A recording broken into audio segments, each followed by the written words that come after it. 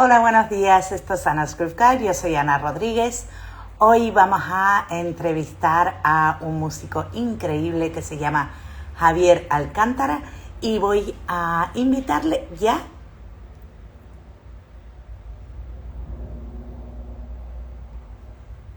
Javier, ahí.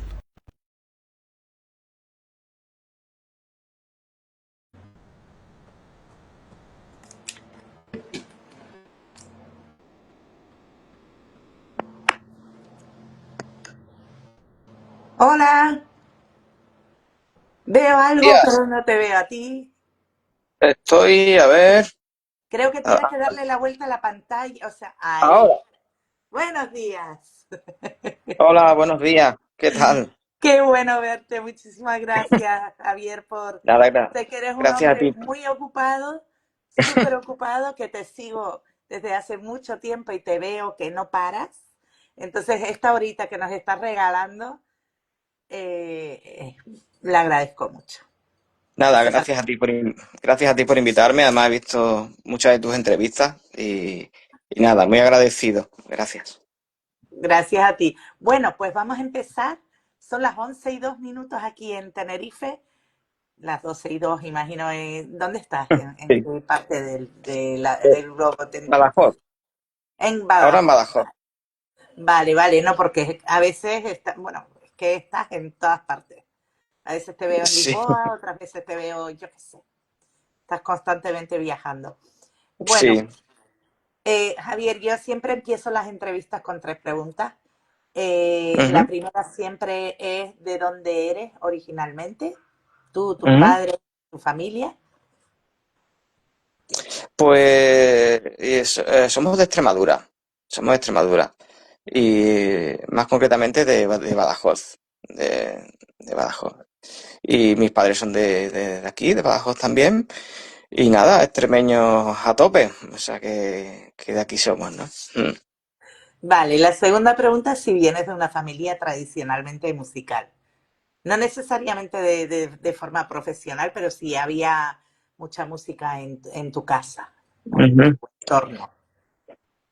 Pues mis padres no son músicos, pero sí muy aficionados a la música, igual que mi hermano. De hecho, mis padres en casa siempre escuchaban mucho flamenco, sobre todo Ah, mucho flamenco.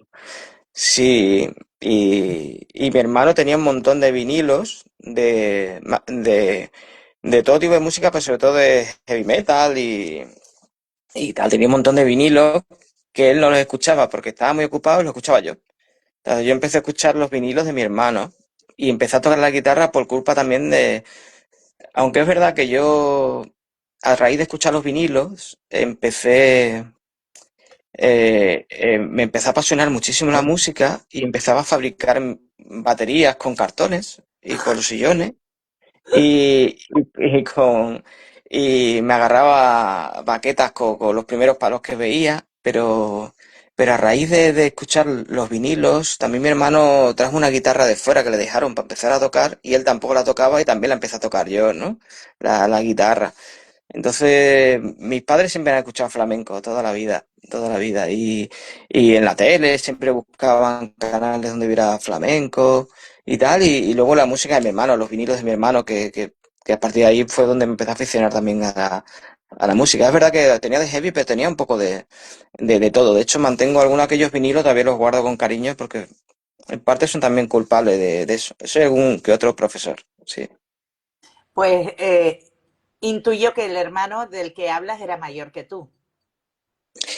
Sí, en efecto, mi hermano es mayor que yo. Él es bombero forestal, pero sí es mayor que yo, ¿no? Y ya te digo, los vinilos, además era un plato de vinilo luego cuando he ido por casa de mis amigos y cuando voy viajando, esa cadena la tenía mucho, que era una cadena Amstrad, se llamaba, que tenía un plato de vinilo ah, que funcionaba genial, ¿no? Y la verdad es que me hubiera encantado recuperarlo. Eso ya no sé dónde está. Me hubiera encantado recuperarlo, ¿no? Tengo... y sí, él era mayor que yo y también muy aficionado a la música. No era un músico tampoco, pero también muy aficionado a la música. Pero Mm. bueno, gracias a tu hermano.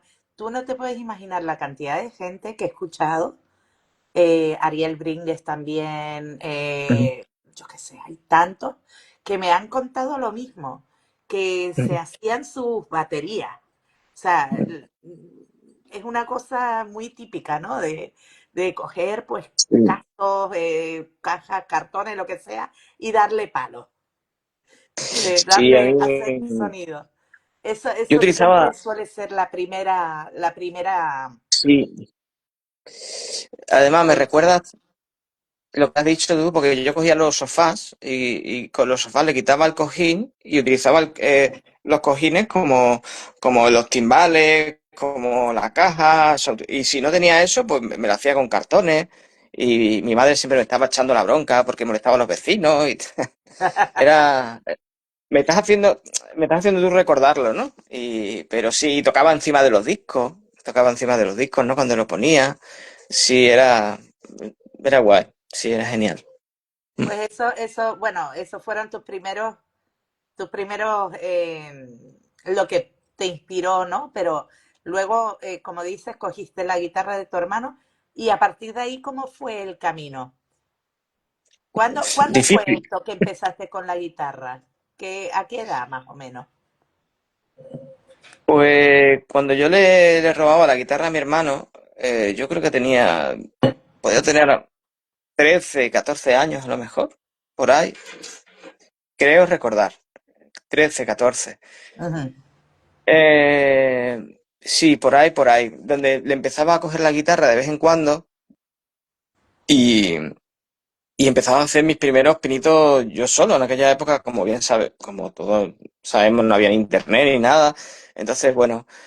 Y a partir de ahí, un poco, es verdad que a mí me gustaba mucho el arte en general. Quiero decir, me gustaba mucho, me empecé a inquietar a partir de esa época, 14 el arte. Yo creo que de los pocos que veíamos un programa que había en las dos que se llama Metrópolis, que era maravilloso, que trataba sobre arte, que sigue todavía, que lo ponían a altas horas de la madrugada, Me suena. después del Cineclub de la 2 que había películas maravillosas. A continuación siempre iba a Metrópolis y me encantaba verlo, ¿no? Que trataba pues todos los temas, desde la música, la fotografía, pero desde un lugar donde podías ver cosas que en otros sitios no podías, ¿no?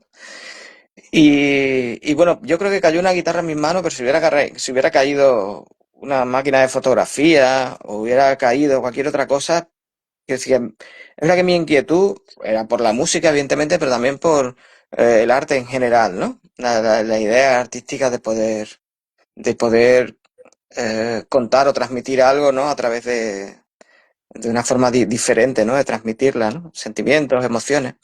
Y bueno, a partir de ahí empecé yo a aficionarme a la guitarra, empecé a también, como yo no tenía guitarras, pues yo pedía que siempre guitarra, yo pidiendo guitarra. Y en el colegio me dejaban guitarra, había un profesor que de vez en cuando iba con sus clases, y también empecé a tocar en la iglesia, en la iglesia también que ya era un trastísimo. Y, y siempre nos estábamos riendo en la iglesia, me echaban de la iglesia incluso, me echaban de la iglesia. Y nada, realmente mis primeros pinitos empezaron por ahí, era un poco, claro, también te empezabas a juntar con gente del barrio, te empezaba a gustar, empezaba a gustar mucho el rock, el heavy. Yo creo que los guitarristas, todos hemos empezado un poco por el rock, el heavy sobre todo, ¿no? Que es un estilo que a todos nos, que a mí me sigue gustando, me sigue apasionando, pero hemos empezado por ahí, porque de Sí. alguna manera hay una relación, creo, no sé, directa entre la guitarra y el rock y el heavy metal, ¿no? Y como guitarristas, ¿no? De hecho, de eso hablé no hace mucho con mi compañero y tremendo músico brutal que es Javier Sánchez, ¿no? De Satriani, Steve Vai, de estas cosas, ¿no? Que nos gustaban mucho a todos, ¿no? Y empecé a recibir clases particulares allí en Badajoz, de muchos profesores también, de gente muy buena que había en esa época por allí. Y, y bueno, empecé a aficionarme, ya te digo, al rock. Tuve mis primeras bandas de rock también, de covers, también de heavy metal, de rock. Pero yo era muy mal estudiante, era muy malo, era como, quería todo sin estudiar en esa época, ¿no? Dedicaba muchas horas a la guitarra, pero pero bueno, yo creo que nunca era suficiente, ¿no? Para eso, nunca era suficiente. Y, y es verdad que llegó un momento allí que empecé a tocar con diferentes bandas, hice mis primeros pinitos en los conciertos. Incluso yo hacía en mi colegio, me estás haciendo tú recordar un montón de cosas. Estoy ahora haciendo memoria Esa es la y me idea, acuerdo esa es la idea. me acuerdo que había un concurso de playback en el colegio y yo siempre que había un curso de playback pues me apuntaba y lo hacía, ¿no? Pues, me gustaba imitar. Y hicimos un playback de Nirvana que nunca me olvidaré también, de una canción de Nirvana, donde enganché a un montón de gente y yo no tocaba muy mal la guitarra en aquella época, entonces un poco lo que hacía era el playback, ¿no? Y recuerdo que los profesores y tal me lo decían siempre, ese es tu camino, el escenario, la música y tal. Es Fíjate. verdad que tuve profesores malísimos, pero no te voy a mentir tampoco.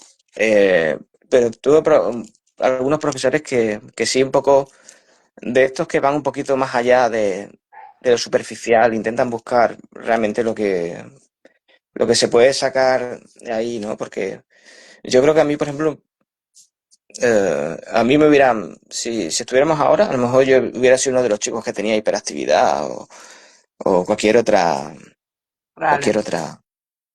Sí, porque es verdad que, que de alguna manera yo creo que el profesor o los maestros tienen que saber un poco indagar en sus alumnos para sacar lo mejor, ¿sabes? De alguna manera, ¿no? Y a veces, pues se pueden aburrir o no llegas de una manera. Es verdad que no es fácil con el número de estudiantes que hay por aula y tal.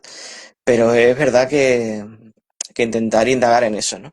Y en mí yo creo que hubo unos cuantos que me marcaron para eso, ¿no? Para dar el paso de querer dedicarme a la música o hacer lo que me apasionaba, ¿no? Y bueno, rulé mucho hasta los 17 creo que fue, o 18 estudiando con muchos profesores, intentando aprender un poco hasta que me compré mi primera guitarra eléctrica, que pasó mucho tiempo que me pagué trabajando de socorrista. Yo trabajé, yo qué sé, 6 años de socorrista en piscinas y tal para poder pagarme la carrera, los primeros estudios de música, podríamos decir. Porque yo empecé estudiando en el conservatorio, todo esto te lo estoy contando, pero en mitad de todo esto yo me apunté al conservatorio de Badajoz y como no había plazas para guitarra, pues no, me metí en percusión. Y estuve 2 o 3 años estudiando percusión allí en el conservatorio. No sé si uno o dos o tres, no recuerdo. Y estuve allí estudiando percusión porque ya digo, no había. Y mientras pues seguíamos estudiando con muchos profesores allí de guitarra hasta que con guitarras prestadas, que siempre me las pedían y yo no las quería devolver. Sí, sí, mañana te la doy. Yo aguantaba un poco más. Mañana te la doy. Y hasta que con mi curro de socorrista, cosa que no cuadraba mucho, pues socorrista, músico, era una combinación curiosa. Pues ya me compré mi primera guitarra, guitarra Hevilona, una Ibanez, que curiosamente luego vendí y no hace mucho porque me gusta, pero también por recuerdo me la voy a comprar, porque quería tenerla como, no sé, como un recuerdo, ¿no? De todo aquello, ¿no? Y me hizo mucha ilusión aquella guitarra que me compré, madre mía.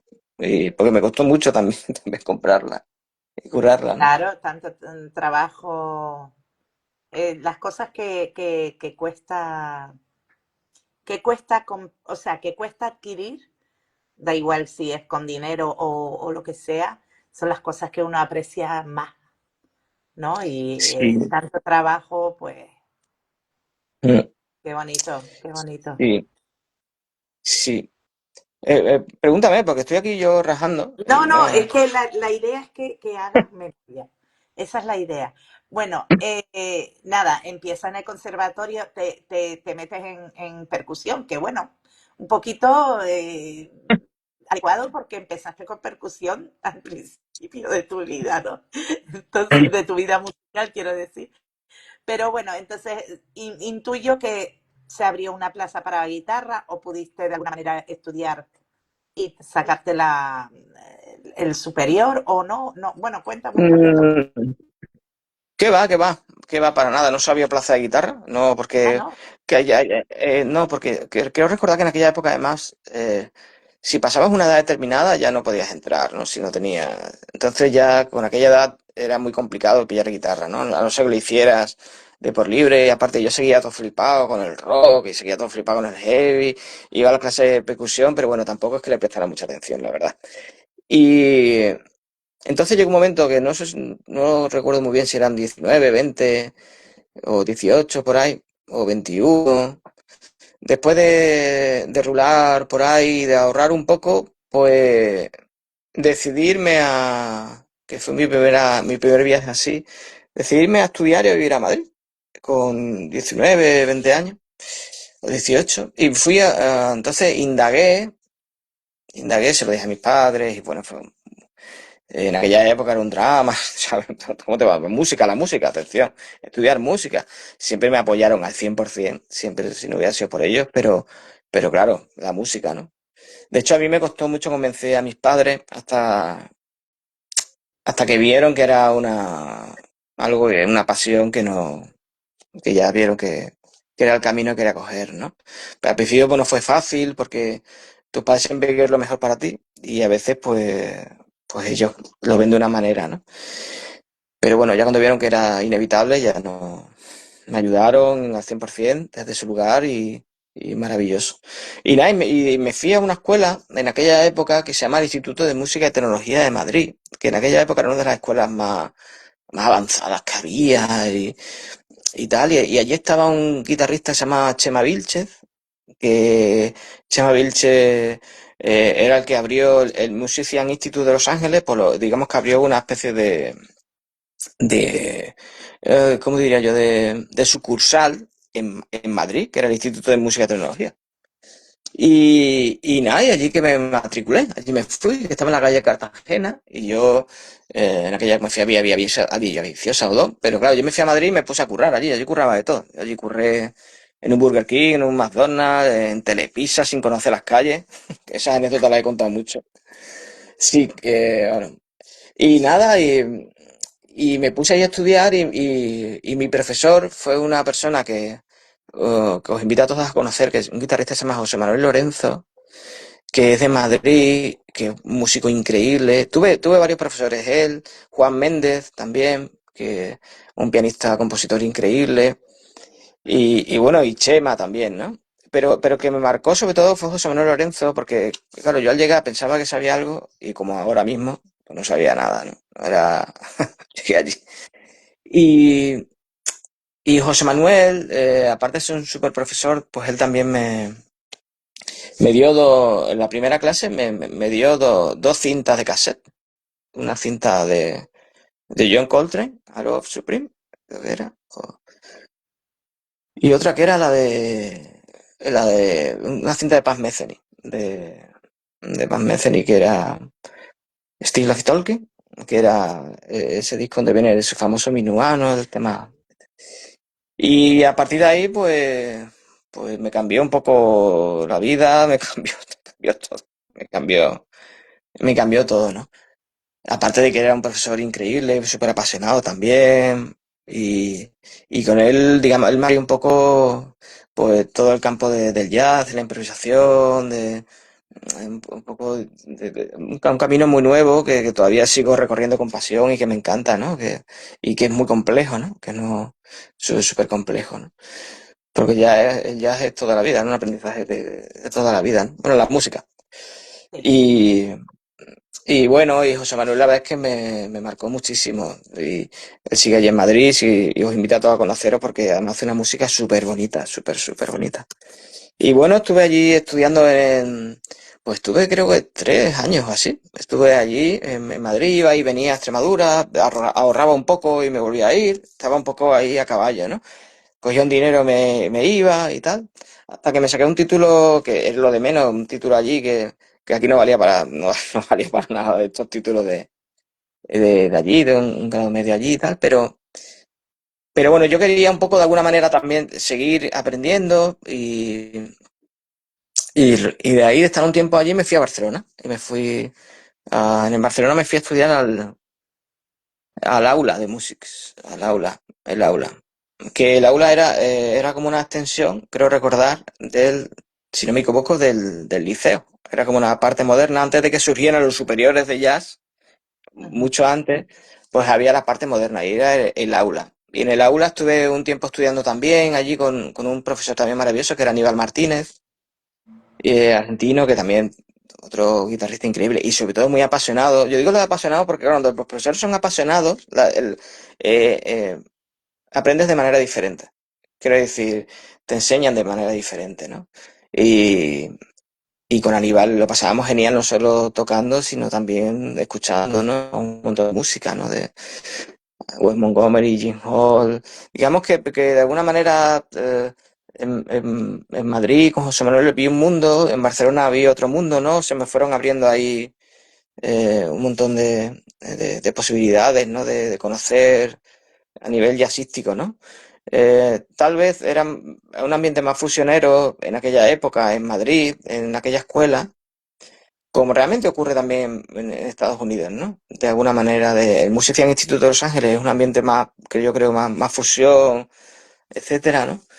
Y luego, por ejemplo, en la Berkeley o Nueva York, pues hay más, digamos que hay hay muchísimas más variedades del jazz más clásico a eso. Y allí en el liceo, pues muy bien también. Ahí estuve creo que menos tiempo. No, tendría que chequearlo, pero allí yo creo que estuve un año o así. Y allí para pagarme la carrera también, para pagar y para pagar. Yo vivía en el centro, por cerca de la Rambla, tenía que pagar el piso, etcétera. Ahí para pagarme los estudios, yo trabajé de socorrista en la playa allí, en Barcelona. Sí, era súper raro también. Porque estaba allí en la playa trabajando, ¿dónde va? No, ahora voy a estudiar jazz y tal. Pero ¿cómo estudiar jazz? Pues soy socorrista y tal. En aquella época era una mezcla bastante curiosa, ¿no? Sí, Bastante. bueno, mi hijo, el mediano también ha sido socorrista, pero estudia para ser maestro de primaria, o sea, Mm. pero para sacarse las pelas ha hecho de todo. Sí, sí. Socorrista en hoteles, socorrista en playas Mm, y barman y un camarero y recepcionista de hotel. O sea, mm, está haciendo lo que sea. O sea, mm, pero es para sacarse unas pelas para poder pues, tener y sacarse un máster más adelante y todo esto. mm, Entonces, bueno, es muy usual. La gente que no viene de una familia adinerada, pues tiene que hacer cualquier cosa. Burger King, como dijiste tú, Burger King, McDonald's, lo que sí. sea.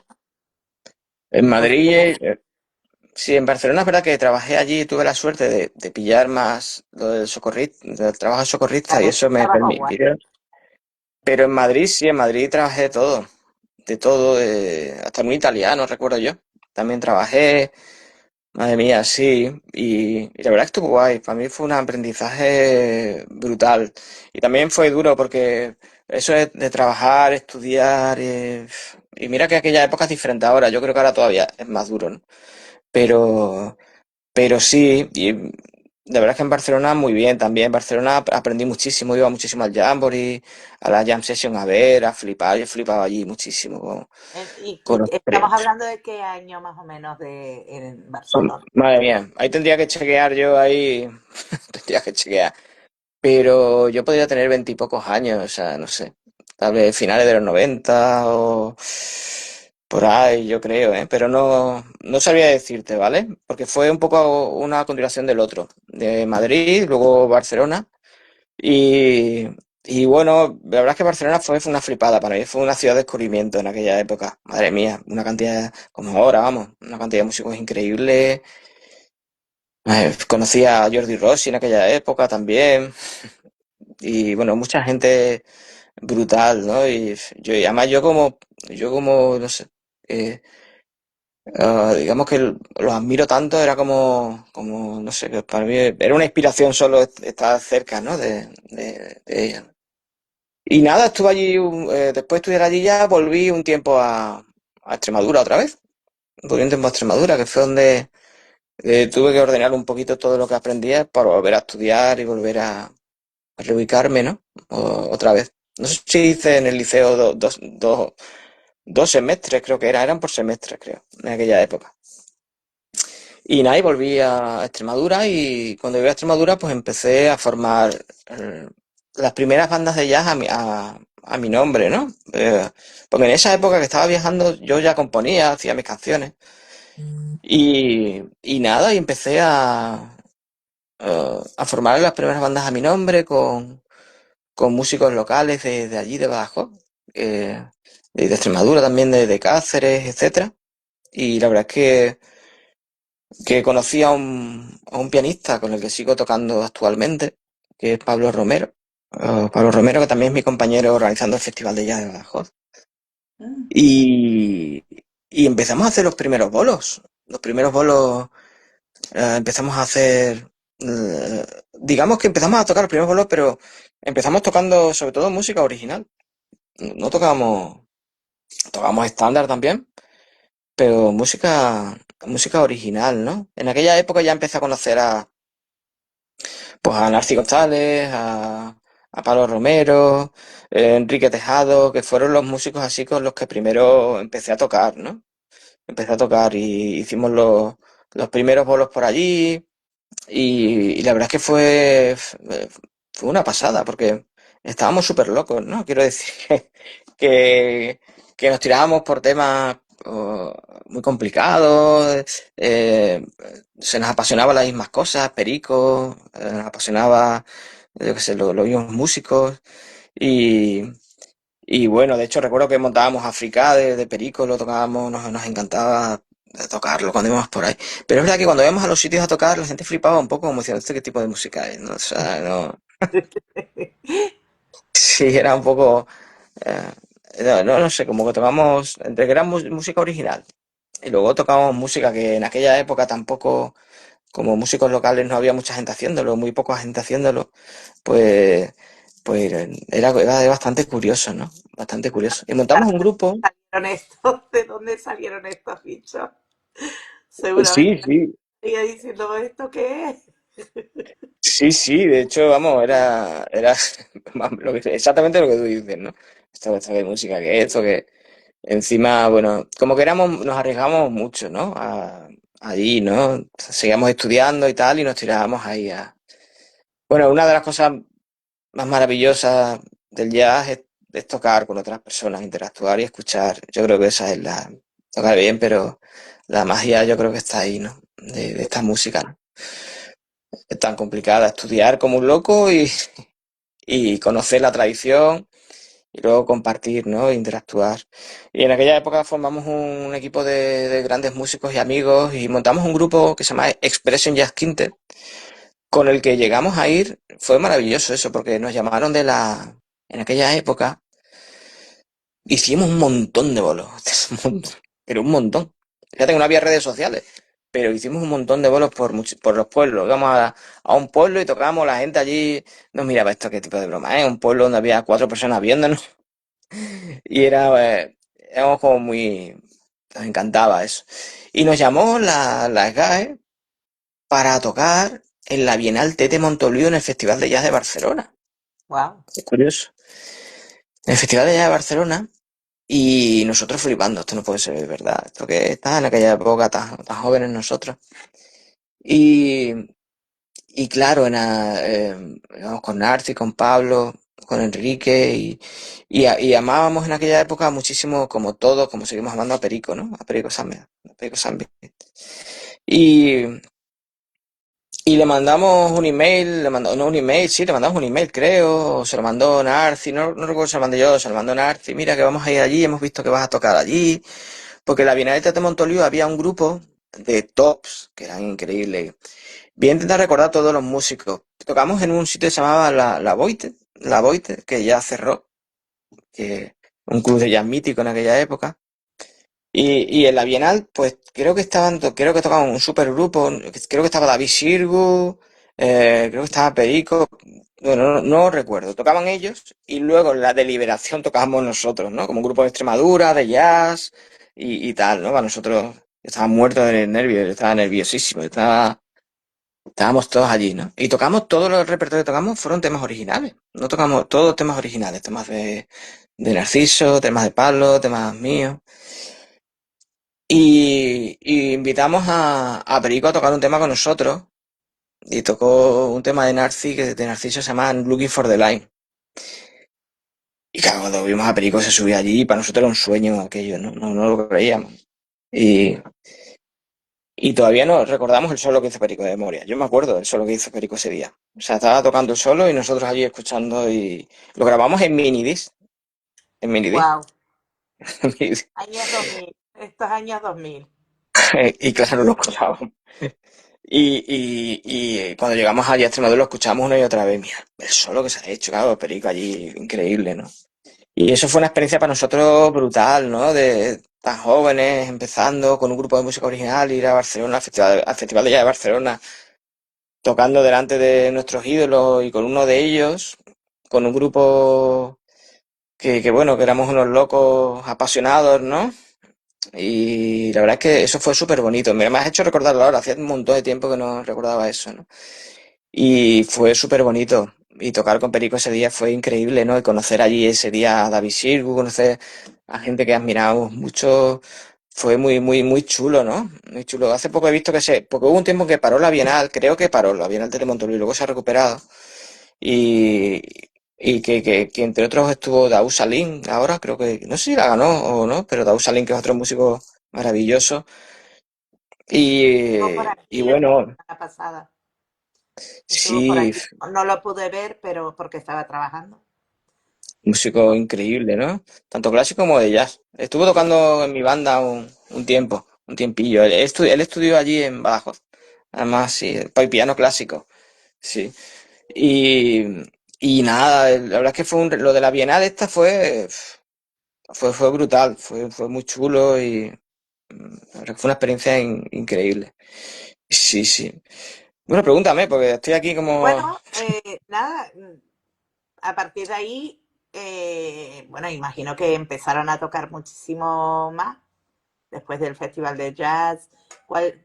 Yo lo que quiero es llegar un poquito a cómo te metes en musicoterapia, porque quiero que Ujú, toque el tema también, porque claro. es gran parte de tu vida, por lo que estoy viendo ahora mismo, y Ujú, que te lleva a eso. Obviamente tampoco quiero que dejemos de hablar de tu carrera como músico de jazz, porque ujú. también, pero me interesa mucho y como solo tenemos media hora, me interesa mucho también el Sí. tema de la musicoterapia y quisiera que llegáramos a eso, enlazando de alguna manera cómo ha sido ese camino, ¿no? Porque de alguna manera tienes que haber, algo te tiene que haber dado el empuje para querer meterte en eso. Ujú. Y cuáles han sido los pasos para, porque has estudiado muchísimo, o sea, no te has metido ahí a lo loco en hospitales a tocar, sino que has hecho una Ujú. carrera realmente de esto. Entonces, Sí, cuéntame un poquito cuáles han sido los pasos, si puedes, no sí, te sé, voy a resumir un enlazando un poco poquito. resumiendo un poco, a raíz de esto, al poco tiempo, bueno, al venir de Barcelona, montar este grupo, ir al Festival de Jazz de Barcelona y tal, digamos que ahí eran grupos coliderados, ¿no? Entonces ya al llegar de Barcelona también surgió la posibilidad de organizar el Festival de Jazz de Badajoz, surgió porque fui a en aquella época, pues el Festival de Badajoz lo organizaba una asociación que ya no estaba. Y bueno, surgió la posibilidad de organizarlo nosotros. Digo nosotros porque el festival, a raíz de llegar de Barcelona, fundamos junto a Pablo Romero la Asociación Badellas. Pablo y La yo que- fundamos sí, Badellas. la conozco hace años. La Sí, Asociación sí, sí, Badellas con la que bastante famosa. organizamos, con Es con la que bastante famosa. organizamos el Festival de Jazz de Badajoz. Sí, sí, sí, sí. Y Que con yo la que no sé llevamos si ya. tú el que lo, o sea, yo no había enlazado eso, pero Ujú, sí tenía, o sea, llevo años escuchando acerca de ese, pero sí, sí, solo recientemente sé que eres tú y ahora me dices Pablo también, Pablo Romero me dijiste. Pablo Romero, sí, pianista Romero. también. Pues. Sí, entonces fundamos la asociación y bueno, digamos que también claro, porque a mí me apasiona la música, pero también me apasiona la difusión de la música. Quiero decir, también difundir el jazz y bueno, tanto Pablo como yo pues teníamos mucha ilusión, porque bueno, yo a partir como te he dicho, cuando vine, yo ya empecé a escribir aún más mi música, empecé a estudiar mucho más porque quería, yo creo que lo de estudiar es algo esencial, ¿no? Y me fui a hacer los seminarios de jazz de Siena, que son muy conocidos, Siena Jazz, y estuve unos años yendo allí. Luego me hice todos los seminarios del mundo. Seda Jazz, fui a Seda Jazz, fui al seminario de Sevilla de jazz y flamenco que había, que eran unos seminarios increíbles de jazz y flamenco, que iba Chris Chick y bueno, brutales. Lo de Seda Jazz cuando fue Paz Metheny, luego el taller de Music también. Bueno, en esa época, al de Vitoria, digamos que me recorrí todos los seminarios, los festivales, me volví un loco. O sea, me encantaba recorrerlos, ver a mí, no sé, la gente que admiraba, a Dan Rogers, gente muy buena y tal. Y al llegar con el Festival de Jazz, pues Pablo y yo hablamos y que lo que queríamos era llevar lo mismo a Badajoz. Queríamos llevar pues lo que se veía afuera y que la ciudad pudiera disfrutar de eso y que los músicos también pudieran disfrutar de eso, ¿no? Sin tener que ir a esas ciudades. Y bueno, pues hasta hoy, 23 años organizando el festival, ¿no?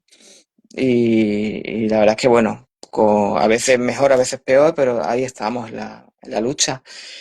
Y bueno, empecé a montar ya, pues grabamos un disco con un grupo que montamos que se llama Special Quartet, que era con Hammond, saxo, guitarra y batería, pero para ese disco llamamos a Alexis Cuadrado, que vino de Nueva York, porque lo conocí, no recuerdo yo cómo lo conocí, y luego invitamos a un trompetista de Portugal llamado Hugo Alves y luego a Perico, que otra locura, llamamos a Perico. Eso fue siempre súper agradecidos a él. Lo grabamos en Lisboa, lo podéis escuchar por ahí, se llama Namut, está por ahí. Y bueno, también todo música original. Grabamos todo música original y fue una experiencia para nosotros increíble, ¿no? Sobre todo para ver todo lo que teníamos que mejorar, ¿sabes? Y, pero fue maravilloso, hicimos muchos bolos con ese grupo, hicimos infinidad de bolos también, tocamos en muchísimos sitios, rulamos mucho, tanto en Portugal como por aquí, ¿no? Y la verdad es que es genial. Era con un batería que se llama Pepi Muñoz, que es un batería increíble también de aquí de Extremadura, con Arci y con Pablo. Y bueno, a partir de ahí yo ya empecé a fundar un poco lo que sería la Soul Story Band, a mi nombre, el disco es a mi nombre, y no sé si fue un par de años después, pues ya grabé lo que sería mi primer disco, ¿no? Con temas, todos temas míos y con músicos de Portugal, de Lisboa, con músicos de Lisboa. Creo que esto fue en 2014, 2015, no recuerdo muy bien.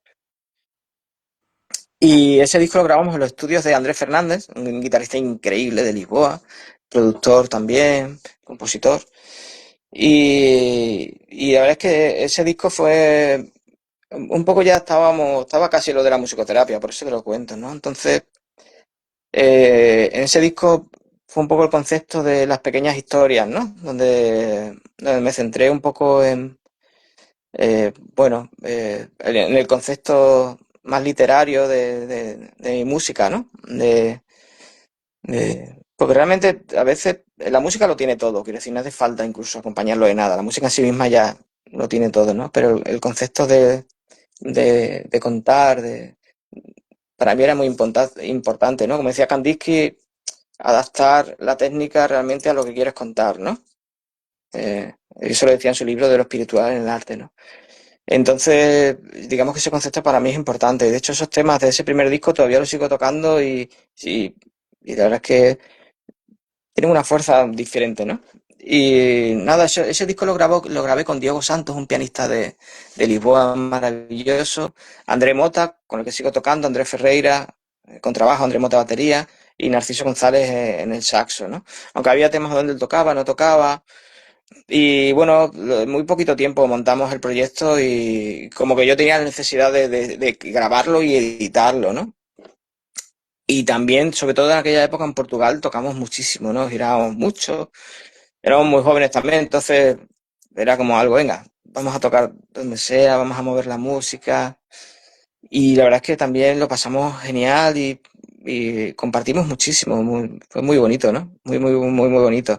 Y yo iba invitando a músicos a tocar. Quiero decir, íbamos de gira, pues invitaba a un músico, Luis Verde, por ejemplo, pues se vino a hacer unos bolos con nosotros. Daú Salí, pues se venía, como que es una banda donde ahí me encanta interactuar con muchos músicos, tenemos la base, ¿no? Pero luego invitar a muchos músicos para que se sientan sobre todo, aparte de ser súper músicos, sino que también se sientan identificados, ¿no? Con el proyecto, con la música. Por eso digo yo que hay gente que puede entrar y salir. Es como me gusta incluso pensarlo, ahora hablando contigo, como un colectivo también, ¿no? Como Lo que te iba a en decir, eso, ¿no? sí, Sí, una como un comunidad, colectivo, ¿no? sí, como una, sí. Sí, de hecho, tengo la suerte de que mucha gente sabe mis temas y eso a mí también, de alguna manera, pues también esa posibilidad, ¿no? De hacerlo.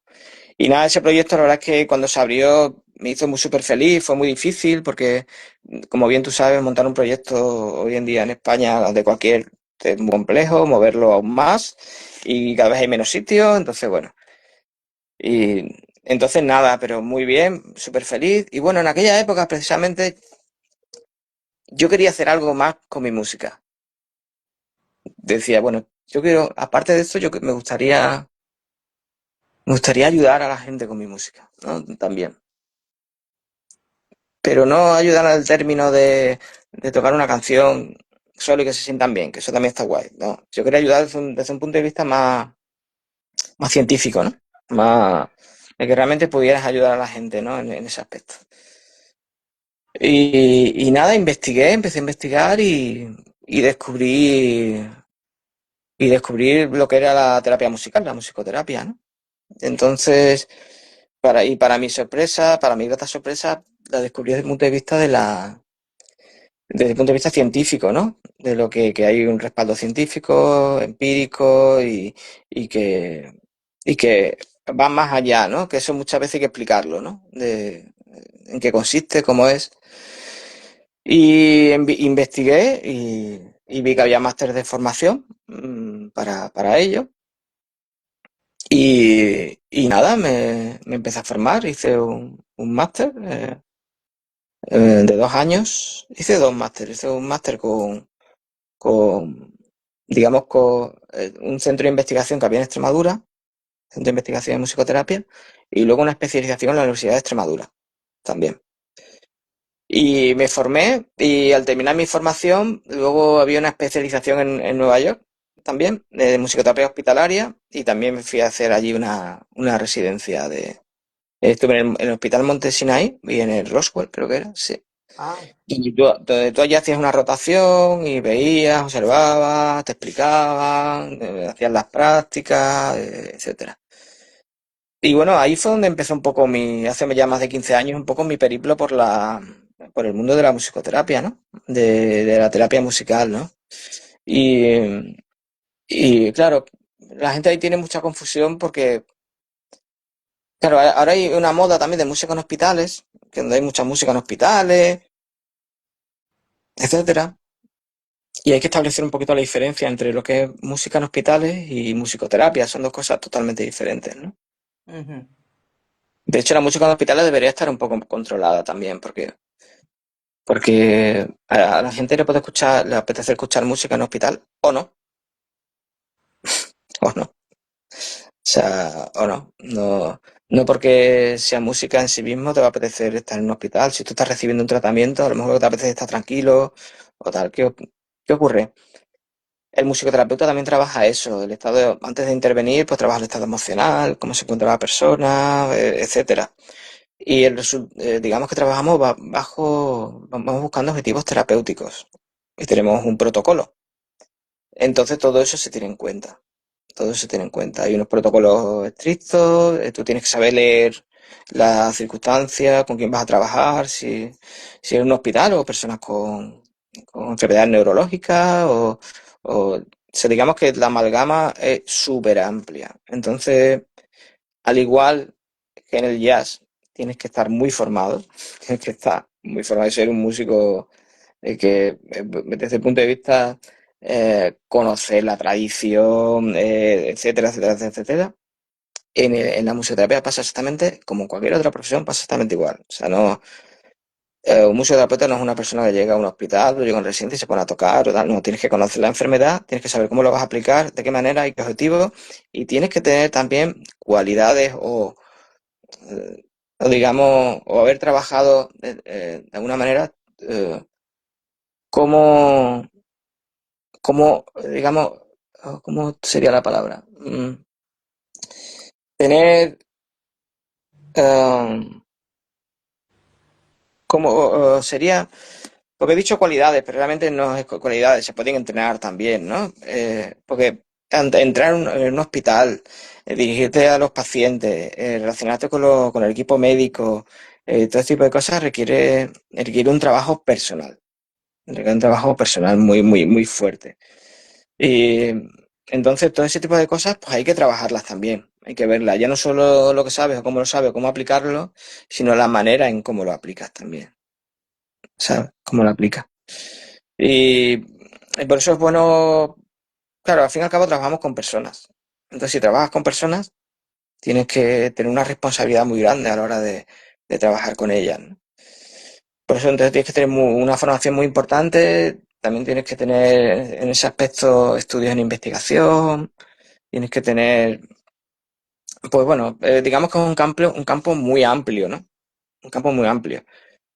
Y yo en todos estos años que llevo trabajando, claro, todavía como que me hago me estoy haciendo más a la idea, a medida de que también me sigo formando, etcétera, de todo ello, ¿no? De la importancia. Entonces, pues, incluso hay una técnica en musicoterapia que es la improvisación clínica, que está, donde, donde tú en tiempo real improvisas o creas música para conseguir determinados objetivos terapéuticos, ¿no? Entonces, de alguna manera, incluso está muy ligado a mi profesión como músico también de jazz o improvisador, ¿no? De alguna manera, ¿no? Porque, claro, cuando tú trabajas en un hospital o o en un centro de Alzheimer o tal, ahí tú tienes que tener la capacidad de reacción, de reacción a la hora de, porque te puede ocurrir cualquier cosa, ¿no? Entonces, tú tienes que saber trabajar con la persona a nivel psicológico, ¿no? A nivel emocional también, ¿no? Por eso tu regulación emocional en este trabajo es súper importante, tener tu propia regulación también. Pues aquí la música es importante, pero no es el objetivo. Mm. No es el objetivo. O sea, no, tú no vas a un hospital a trabajar no, no, tú creas música, pero esa creación, la importancia no es lo que estás creando, sino el objetivo terapéutico que tienes a la hora de aplicar, ¿no? O sea, aplicar. Si vas a una UCI, si vas a un centro de día, a una residencia, a un centro de Alzheimer, depende del contexto en el que trabajes, pues vas a tener que trabajar de una manera o de otra, ¿no? Entonces, tienes que tener muchas herramientas. Por un lado, la parte musical, que tienes que ser, esto es de mi cosecha. Para ser un buen musicoterapeuta, yo creo que tienes que ser un muy buen músico. Eso es, esa es mi opinión después de más de 15 años de trabajo. Tienes que ser un muy buen músico. ¿Por qué? Porque te vas a encontrar un montón de situaciones y tienes que saber responder ante ellas. A lo mejor un día tocas un acorde, otro día tienes que saber tocar muchos estilos, tienes que saber responder, es decir, a tocar varios instrumentos. Eso por un lado, pero luego tienes que tener la parte profesional, la parte musical, la parte profesional de investigador, de conocer cómo desarrollarlo, cómo ampliarlo. Y la tercera parte, la parte humana, de desarrollar la parte de cómo dirigirte, la parte psicológica, de cómo enfrentarte a esa situación, de cómo gestionar las emociones tuyas y la del paciente, entenderlo, leer la situación. Si tú entras entrar y leer la situación de lo que está ocurriendo en ese momento, de los familiares, de la persona, etcétera.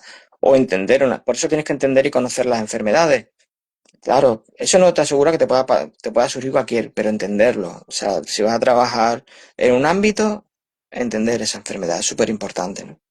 Entonces, claro, se requiere mucha formación continua, requiere trabajar en muchos ámbitos, porque hay gente que se especializa, pero es verdad que yo trabajo en muchos ámbitos, ¿no? Entonces, cada ámbito es diferente, ¿no? Es muy diferente. Entonces, establecer esa diferencia es muy importante. Una cosa eh, conciertos en hospitales, etcétera, etcétera. Otra cosa es musicoterapia, ¿no? Establecer esa diferencia es muy importante, ¿no? La Sí. musicoterapia requiere una formación, unos motivos terapéuticos, etcétera. Es porque todavía sigue habiendo, incluso en la profesión sanitaria, hay gente que no sabe la diferencia, ya no solo entre la gente o los pacientes, sino también entre la profesión sanitaria, también muchas veces hay que explicarlo, ¿no? Etcétera, porque no lo saben, porque hay gente que no lo sabe todavía, ¿no?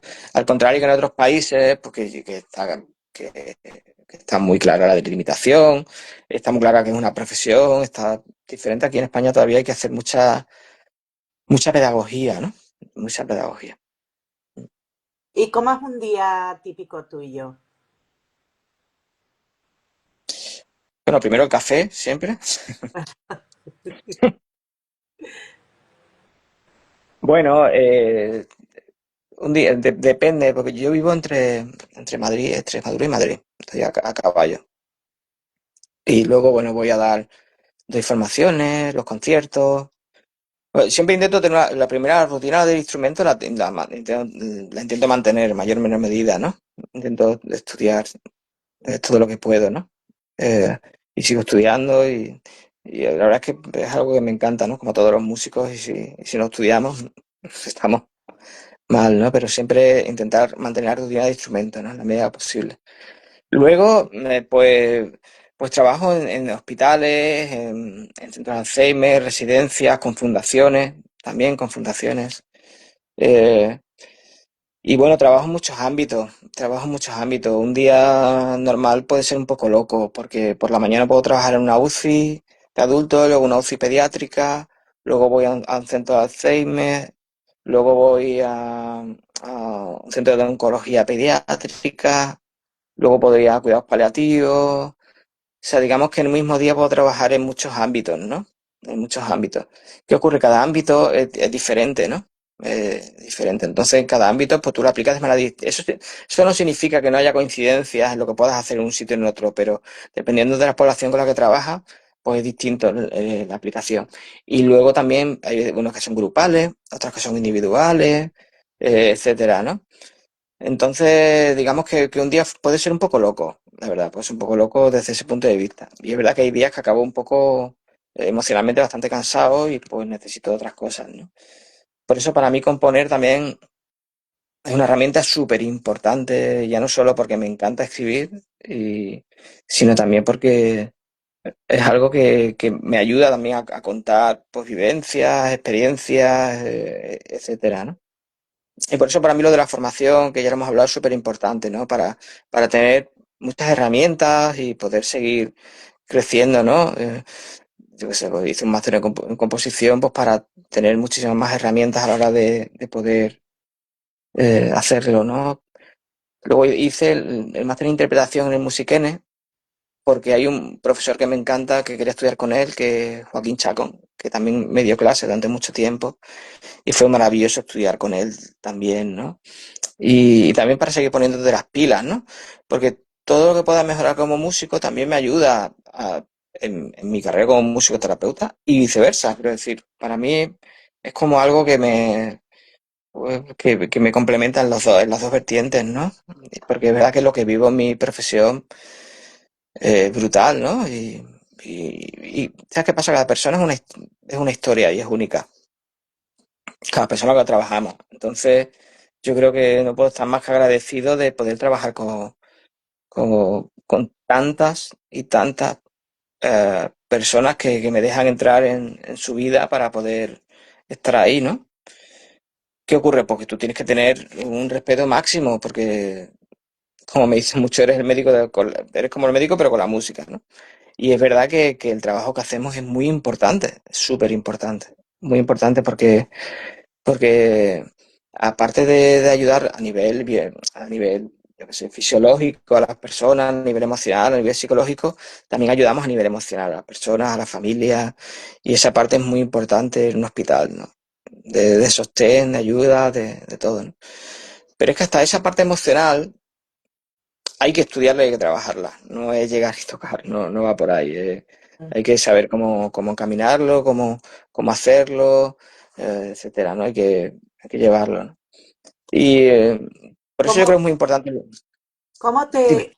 ¿Cómo después de un día así, de haber estado con niños que tienen cáncer, con personas que tienen el Alzheimer, o sea, estar viendo situaciones pues duras, duras, eh, ¿cómo, cómo porque hablaste de autorregularte tú emocionalmente, ¿cómo lo haces? ¿Con la composición o tienes otro tipo de, hace meditación, yoga, algo para regular tu sistema nervioso tú o no tienes o es solo con la música tú también. No, para evitar lo que se dice, claro, se le llama el burnout, que es el quemado del profesional, que eso lo hay en muchas profesiones, también incluso los propios profesores, ¿no? Etcétera. Bueno, por supuesto, componer, tocar la música, mis propios conciertos, etcétera. Y luego, pues deporte también, mucho deporte. Mm. Digamos que siempre, además, si después de un día así, a lo mejor pues me lo dedico a mí una hora de deporte, aparte de componer. Pues ¿sabes qué pasa? Porque lo de componer y tocar, eso sigo haciéndolo. O sea, pase lo que pase, es algo que va conmigo, ¿no? Y con los diferentes proyectos, etcétera, ¿sabes? La vida del músico, eso es así, ¿no? Y eso ya me ayuda de por sí, ¿no? Y luego, pues, intentar, pues eso, canalizar todas esas emociones, ¿no? Hablando, amigos, pero también obligarte a hacerlo, porque hay veces que no te apetece. Hay veces que llegas y no te apetece. Te apetece tirarte al sofá y tal, pero haces un esfuerzo para eso también, ¿no? Para eso también. Entonces, bueno, intentar siempre sacar momentos para ello, ¿no? Porque de hecho, yo cuando hablo con alumnos míos, con formaciones y tal, incluso con médicos, etcétera, siempre hablamos de tener ese espacio, ¿no? Porque si no tienes ese espacio, petas, ¿no? Llega un momento en que ya, o sea, petas, ¿no? Porque, bueno, lo que la música en sí misma, claro, el poder de la música desde el punto de vista científico, además cada vez más, de alguna manera, eh, hay cada vez más investigaciones que respaldan ese poder, ¿no? O sea, es que es algo que la gente ni se lo imagina, ¿no? Lo que puede llegar a hacer, ¿no? No solo desde abrir canales de comunicación, desde mejorar desde el punto de vista motor, desde el punto de vista psicológico, etcétera. Bueno, es increíble, ¿no? Y luego la parte emocional también. Pero claro, con una cosa es cuando tú estás trabajando y luego otra cosa es cuando tú ya terminas de trabajar, ¿no? Entonces ahí pues es donde tienes tú que cuidarte todo eso, ¿no? Que independientemente del poder de la música o lo que puedas hacer o no, ¿no? Pero sí hay que regularlo y hay que cuidarse, ¿no? Sí. Eso es lo que quería preguntar, sí. Que claro, si haces deporte, pues eso es fantástico porque eso también es es una forma de, pues de canalizar, de sacar fuera un poquito todo eso, no puedes, es un, imagino que es un trabajo súper bonito y súper agradecido, pero al mismo tiempo tiene que ser bastante duro ver situaciones, pues, como las que estás viendo a diario, ¿no? Entonces, Ah, o no, o a lo sí, mejor, no sé. no, si tienes razón. Lo que pasa es que mi reflexión va por otro lado. Quiero decir, es duro, evidentemente lo es. O sea, no hay otra cosa que eso. Pero es verdad que hay que intentar. Por eso ahí entra un poco el tema de la humanización real. Digo humanización real porque incluso la humanización requiere un trabajo científico también. O sea, humanizar no es llegar venga, el hospital es una fiesta, no. Humanizar también significa que todo lo que hagamos para que un hospital sea más humano también tenga un respaldo científico. O sea, a eso me refiero yo. Entonces, claro, es muy importante cuando como naturalizar, para poder naturalizar que un hospital sea un lugar más humano, también hay que hacer una reflexión de por qué y cómo vamos a hacerlo, ¿no? Entonces es muy importante tener ese respaldo. Por ejemplo, una persona que está en UCI y le das un paseo, cuando lleva mucho tiempo ingresado, simplemente el hecho de salir fuera ya le cambia la cara, le cambia, etcétera. Pero hacer eso no es fácil, se requiere personal, se requieren muchas cosas, ¿no? Pues con la música y la musicoterapia pasa un poco igual, ¿vale? Esto hace estar bien, pero ¿por qué? O sea, vamos a ver el por qué, cómo y de qué manera, ¿no? O sea que de alguna manera es duro, pero la idea es que, por ejemplo, si una persona con discapacidad, eh, de alguna manera integrar todo eso que parece que está lejos dentro de nuestro día a día de una manera más natural para poder ayudar más. O sea, eso sería inclusión real. Porque la inclusión no es solo las personas que tienen discapacidad, es la inclusión de una persona que está enferma, que tiene cáncer, cuidados paliativos, etcétera, ¿no? O sea, intentar abarcar todo eso sin miedo, sino desde un lugar más cercano. Más... Y yo creo que ahí entra un poquito también nuestro trabajo, ¿no? Yo hice el segundo disco que saqué se llama Resiliencia, Pues, antes de que fuera una palabra de moda. Y un poco ahí hicimos un pequeño libro de poemas y pinturas. Y los poemas lo escribieron un montón de poetas españoles para cada tema, donde contaban lo que era para ellos la resiliencia. Yo les expliqué un poco el concepto, que venía un poco de que el disco estaba basado un poquito en mi trabajo como musicoterapeuta, que quería plasmar. Y un poco esto va un poco con tu pregunta de antes, ¿no? Pues para mí ese disco fue también una manera de ayuda para mí mismo, para canalizar todas aquellas emociones, ¿no? Y claro, cuando empezó, este disco además me ayudó a producirlo Isabel Sánchez Fernández, que se empeñó en hacerlo con lo que a ti te gusta el arte, esto tenemos que hacerlo, una obra coral.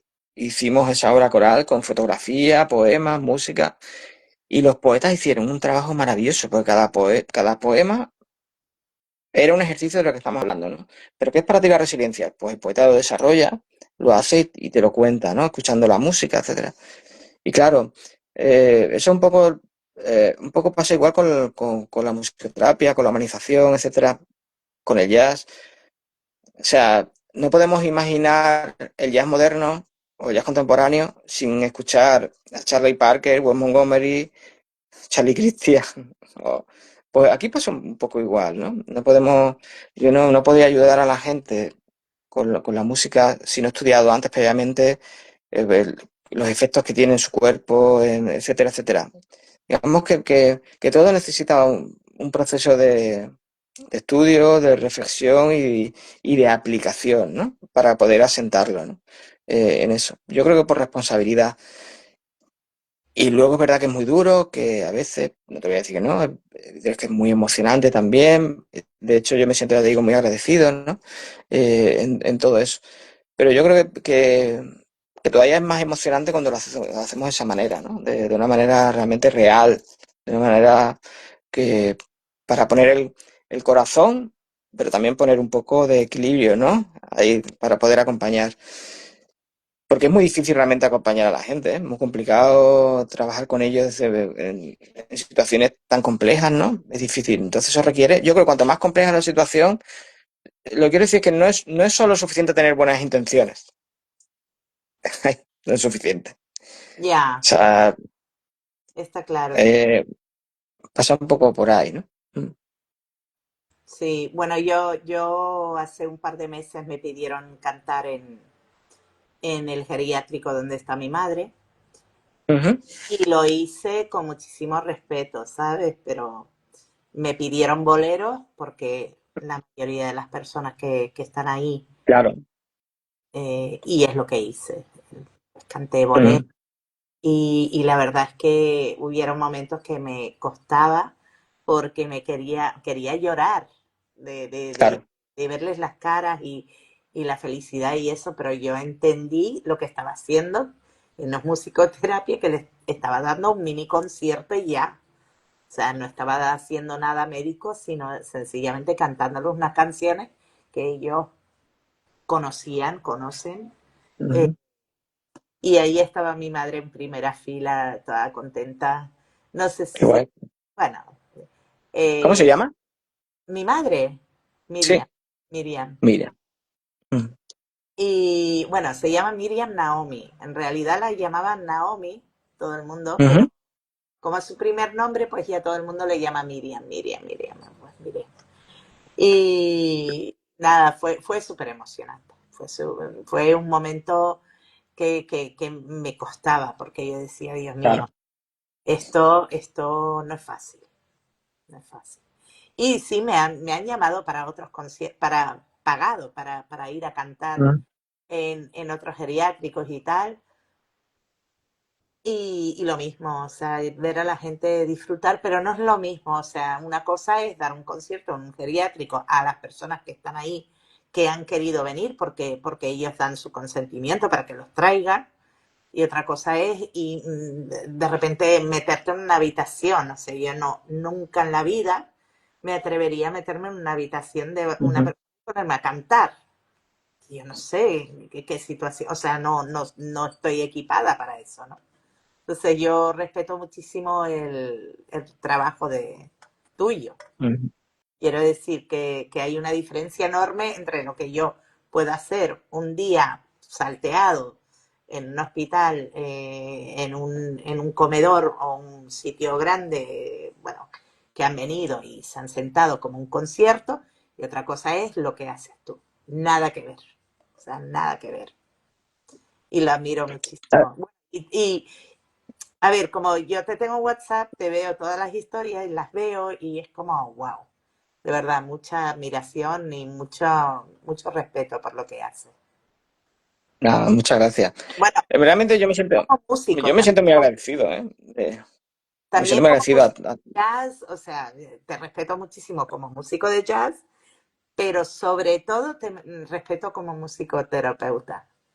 Mm, Parece que esa labor es la más importante que estás haciendo. Mi opinión, ¿ok? mm, Pienso que es mucho más fuerte, mucho más importante. ujú. Hay muy poco de eso en España, creo. No veo.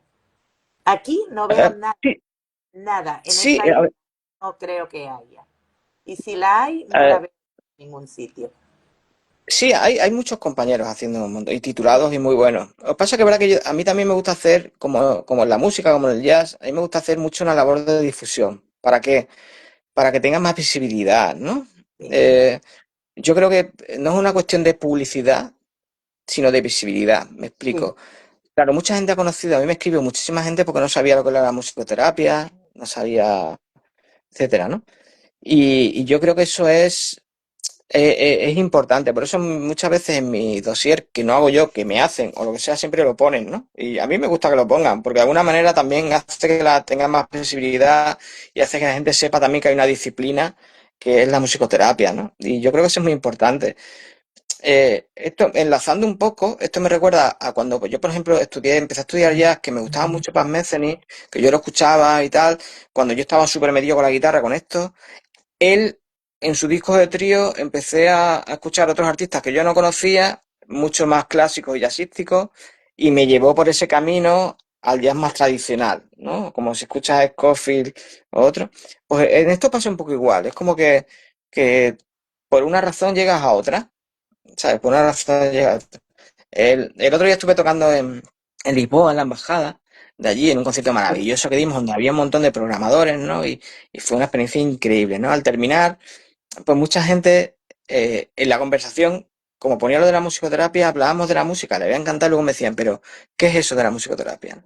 Entonces ya, pues salió la conversación, ¿no? Y la gente, pues se sorprendía mucho, ¿no? Porque todavía sigue siendo una gran desconocida. Pero por eso yo creo que es muy importante la difusión. Igual que en el jazz, yo creo que también es importante la difusión. ¿Por qué? Porque también hay mucho desconocimiento, ¿no? En eso, en cómo se vive, cómo es, que es una música realmente cercana para todos, no es elitista, es lo contrario, ¿no? Eh, igual pasa con que a la gente, también es verdad que hay mucha confusión porque hablábamos antes, como ahora hay mucha música en hospitales, toda la gente, entonces la gente se hace un poquito el lío, ¿no? Entonces, por eso es muy importante, ya digo, la visibilidad, darle visibilidad, ¿no? Y que la gente sepa, ¿no? Que hay profesionales musicoterapeutas, etcétera, etcétera, etcétera. Entonces yo creo que pasa un poquito por ahí, ¿no? Pero ya te digo, aún así, mira que yo llevo muchísimos años, ya más de 15 en ello, y trabajo en muchos sitios y tal, pero aún así siempre hay que hacer una labor de ello, ¿no? De verlo, hacerlo. Entonces, bueno, yo creo que hay que dar visibilidad. Tenemos que dar visibilidad para que la gente lo vea, lo capte y sobre todo vaya a investigar ellos y vayan y digan, pues si esto es una disciplina, pero si esto es tal, ¿no? Yo recuerdo hace 23 años cuando con Pablo, cuando empezamos a organizar el Festival de Jazz en Badajoz, que luego hicimos unos seminarios que duraron 8 años, seminarios internacionales de jazz también. Y a nosotros estamos muy contentos porque mucha de la gente que fue al festival, que eran adolescentes o era gente joven, ahora están estudiando jazz, Qué muchos bueno. de ellos. Y vienen, de hecho, hace poco toqué con un batería que se llama Carlos Ayuso, que está estudiando en Ámsterdam, que es de Badajoz y tal. Y cuando estábamos tocando, él me decía, tío, yo empecé en el festival de jazz y fue lo que a mí me metió el gusanillo del jazz. Y, tal. Y me decía los conciertos, ¿no? Y claro, y es que pasa un poco por ahí, ¿no? Creemos que no, pero cada pequeño gesto que hagamos puede cambiar la vida de una persona, ¿sabes? No, no desde el punto de vista de desarrollo personal, sino desde el punto de vista de realidad. Mira, pues voy a hacer esto porque puede realmente ayudar, ¿no?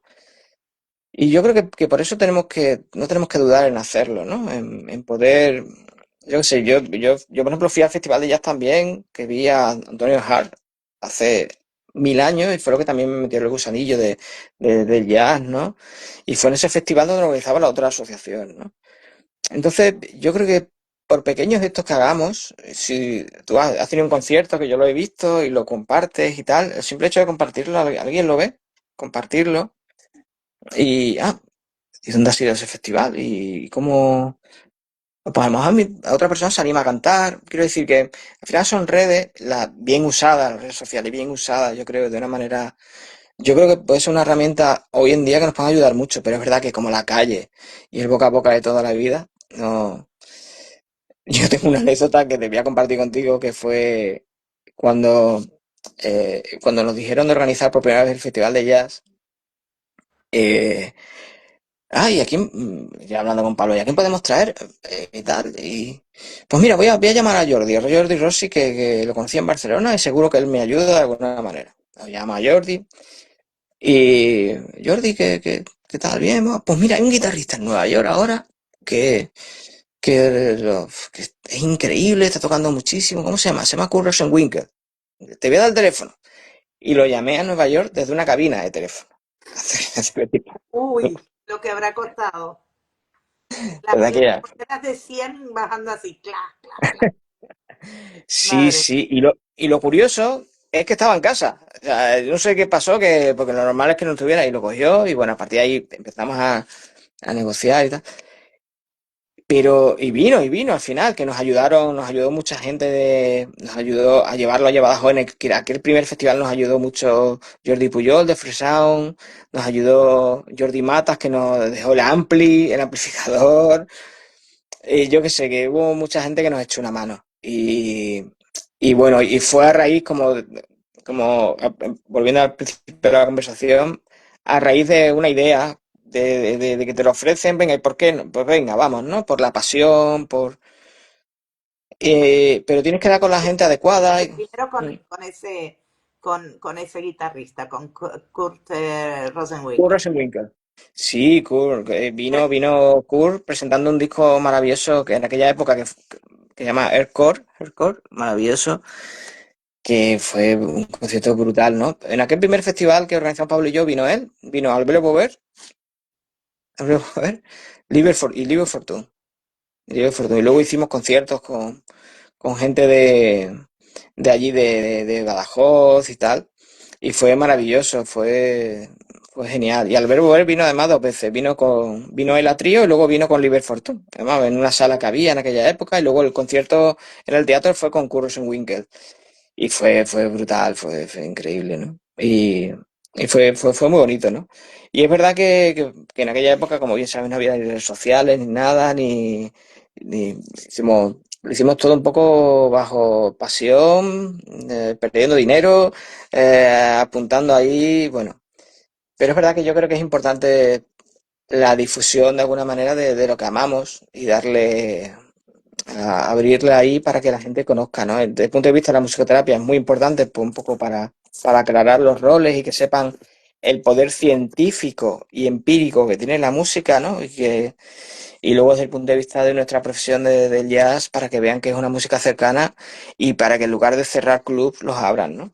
Que, que, que los abran y que necesitamos más inversión y porque es que tenemos unos músicos increíbles en España y yo creo que eso necesita. Hay gente ahí trabajando a tope y por ello, y yo creo que hay que empujar incluso hasta un poco más, ¿no? Correcto. Pues Mm. nos hemos pasado Me las enro- me enrolla mucho, yo creo. 12:15. Bueno, pues mira, yo creo que con esta reflexión que acabas de hacer, lo vamos a cerrar y de Ujú. continúes con tu vida ajetreada. Y bueno, otra vez agradeciéndote muchísimo, de verdad, tu tiempo y que nos hayas contado pues tantas anécdotas y tantas cosas. Que ha sido un placer escucharte y conocerte un poquito más. Muchísimas gracias a ti por invitarme, un placer conocerte también y nada, que ha sido genial esta charla distendida y cercana, de verdad. Muchísimas gracias. Espero Gracias. que hayas disfrutado yendo a todas esas memorias que las tenías ahí como un poco ya Sí, mm, dentro de la caja de los recuerdos, ¿no? Del baúl, pues haber sí, rescatado cosas. muchas Eso es lo gracias, de que me verdad. gusta. Me gusta que la gente de repente empiece a, espérate, y me pasó esto, y espera, ¿cómo fue esto? Me encanta eso. Esto Pues nada, enlaza con una frase que yo creo que está bien para cerrar, y es que la memoria musical es la última que perdemos.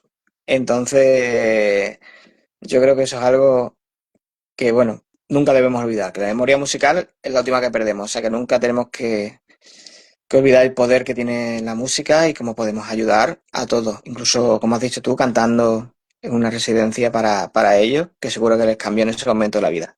O sea, es genial. Mm. de verdad.